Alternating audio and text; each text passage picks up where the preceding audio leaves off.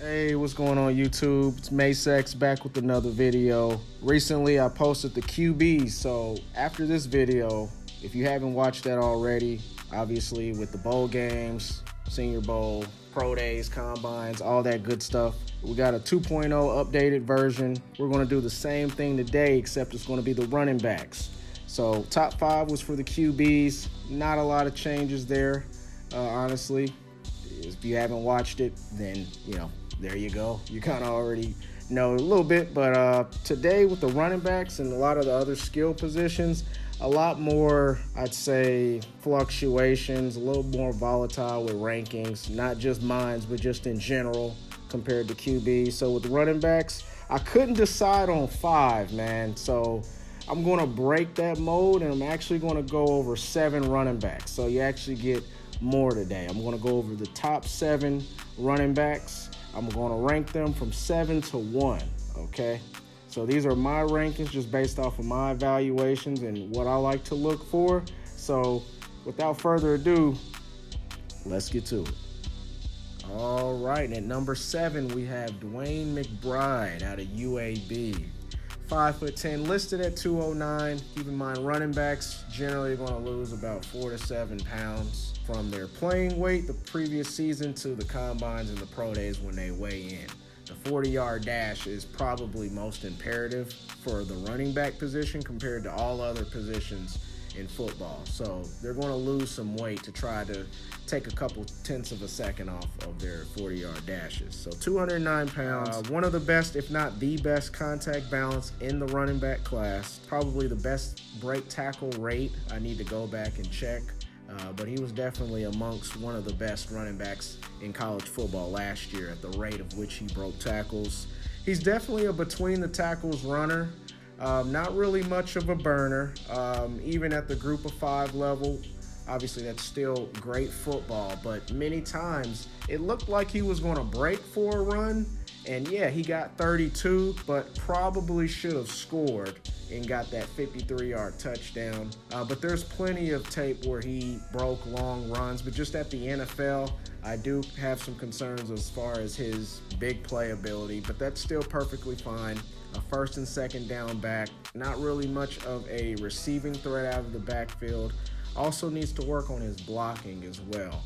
If he wants to get on the field at the next level, especially with him probably being a day 2 pick, work on the craft and mechanics of picking up blitzes and just blocking in general, or he's not going to touch the field. But his tape is definitely fun to watch. His highlights on YouTube are even more fun to watch because the man, he's going to fall forward regardless of who hits him.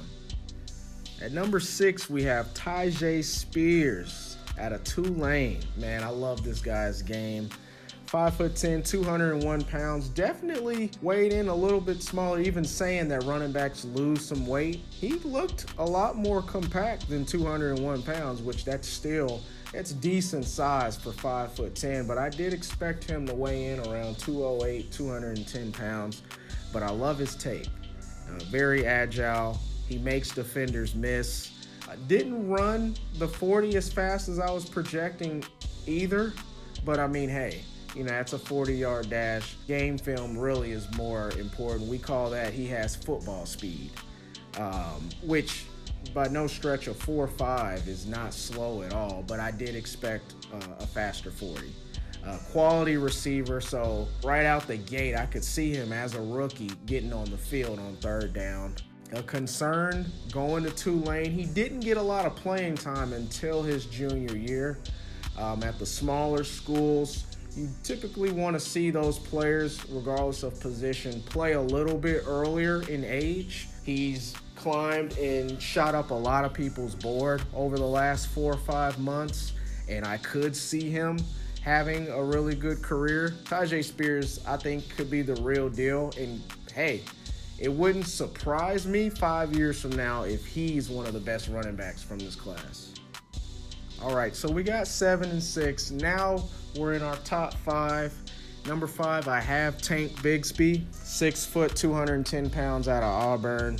had a crap ton of hype. All I heard about back in 2020 was about Tank Bigsby. Actually, before that, but as far as college football, Tank Bigsby broke out in the SEC as an 18-year-old running the ball. Looking at his film, he does everything well. He has good contact balance, good hands, good, decent speed. The only thing is, he's good at a lot, but he's not really a master at none. So that doesn't mean that he's not going to be a good player by any stretch. There's plenty of guys at the running back position in the NFL historically that have been masters of none, but just really good at everything. And that's what he is, and I think he can still be one of those guys. He kind of reminds me of Tajae Yeldon. When I watch him, that's what I see. Doesn't really have like that next gear when he breaks into the open field, but he's going to hit it and he's going to accelerate really good to that hole, and he's going to get second level, can catch the ball out of the backfield. He's an average athlete, could limit his ceiling overall at the next level, but hey, Tank Bigsby, his name's Tank Bigsby for a reason. All right, in number 4, we have Sean Tucker out of Syracuse. Yes, I do have Sean Tucker still as a top 5 running back in this class. 5'9", 207 pounds. But I'll admit, I've never seen really a player stock plummet so much from the end of the season up until the draft. I remember, I believe he was projected a top 50 pick, and now, I mean, he may not get drafted until middle of day 3. It's kind of a mystery as well with the injury, missed the combine, didn't perform the pro day. I believe he does have a private pro day coming up. At the time of this recording, it hasn't happened yet, but I'm hoping that can help put him back on the radar to getting into the day 2 draft capital area. In football terms, he has world-class speed. I mean, he can take it to the house at any time. Very agile, can make defenders miss. Quality receiver. Definitely needs to improve on his patience as a runner. Misses holes. I mean, even for me, and I'm not like the most guru scout or I'd be working for the NFL, but there's a lot of times where that hole he missed. A lot of times he breaks it outside, just wants to outrun everybody. You can't do that in the NFL. The hashtags, for one, the markers are more centered in the field.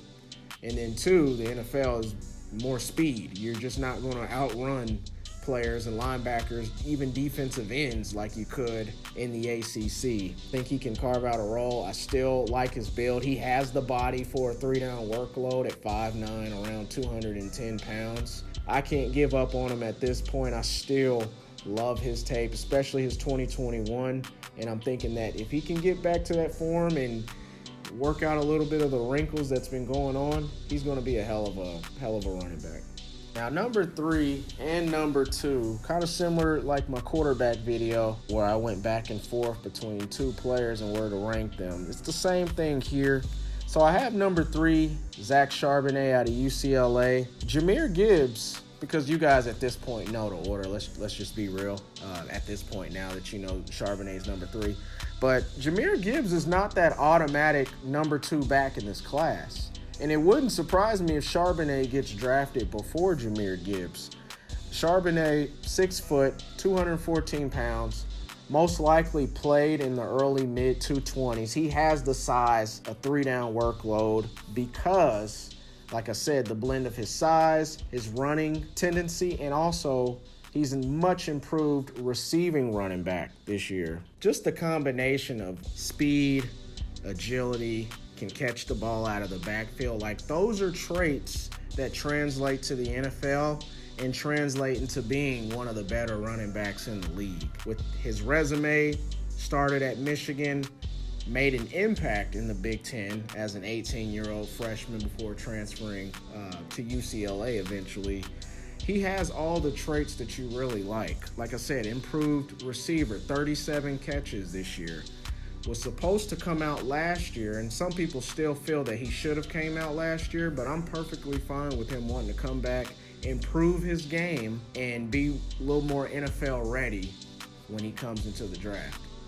So Charbonnet's number 3, that leaves me at number 2, and that's Jamir Gibbs. At this point, I've made numerous videos about Jamir Gibbs and other videos. What can I say? Very popular 5'9", 199. So we knew size, he wasn't the biggest guy in the world. The fact that he's 5'9" and not the 5'11" that he was listed at throughout his 3 years in college actually makes me feel better. That lets me know he's a little more compact and not relatively skinny for a running back. So even though he's sub 200 pounds, I still believe that he could be a 3-down running back. He's 21 years old, so if you're 21 or older, you know that through just age, getting older, and then obviously with him being a professional athlete soon to be, he's going to put on a little bit more size just as he gets older and he's in the weight room and whatnot and just developing as an athlete. But the best hands in the class, could play receiver if he really wanted to. That's why guys like this can get on the field right away, even if that's to start off in a 3rd down role. Kind of similar to 2017 with Christian McCaffrey. 3rd down back his rookie year, took the keys in 2018, being a smaller back, and I think Jamir Gibbs can have a Christian McCaffrey-like skill set overall. Has the speed, 4.36 at the combine, lets you know that, hey, anytime he can break it to the house, top-end speed is definitely what you want to see. But yeah, with that said, still, there's not too many running backs like Christian McCaffrey, Austin Eckler, Jamal Charles is another example. Not too many that are around that 200-pound mark that have big production in the NFL as a running back as far as their overall ceiling.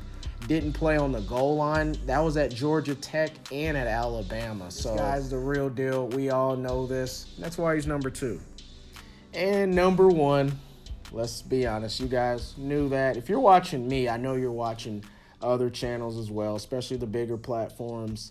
We've talked about Bijan Robinson really since he came out of high school as the number 1 recruit. I know him and Zach Evans went back and forth.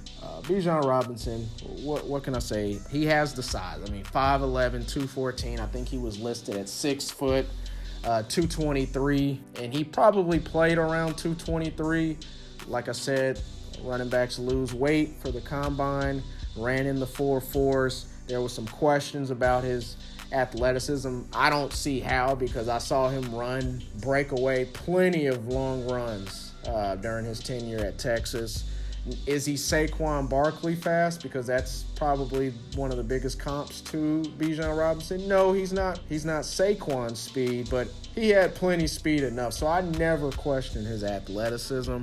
He's going to be a workhorse. 2022 Doak Walker, size, speed, vision, agility, can catch the ball, patient, always falls forward, nice break tackle rate, played in the Big 12, was a man amongst boys really since his freshman year. He has everything you want, so I'm not going to ramble on too much of what we already know.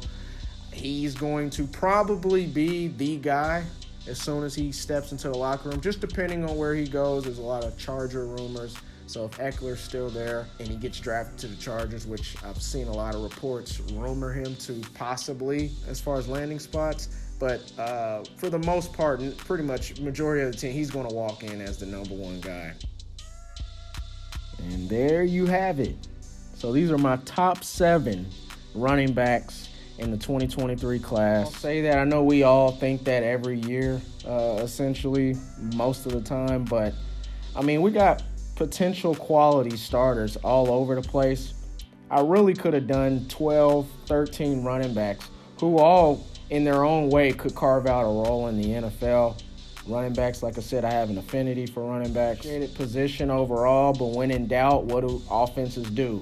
They either turn around and hand them the ball and sell them to make a play, or they're utilized as that extra receiver when the QB is in trouble or they need to make a play. They're going to give it to the running back, and I really wish the value would go back to where it used to be.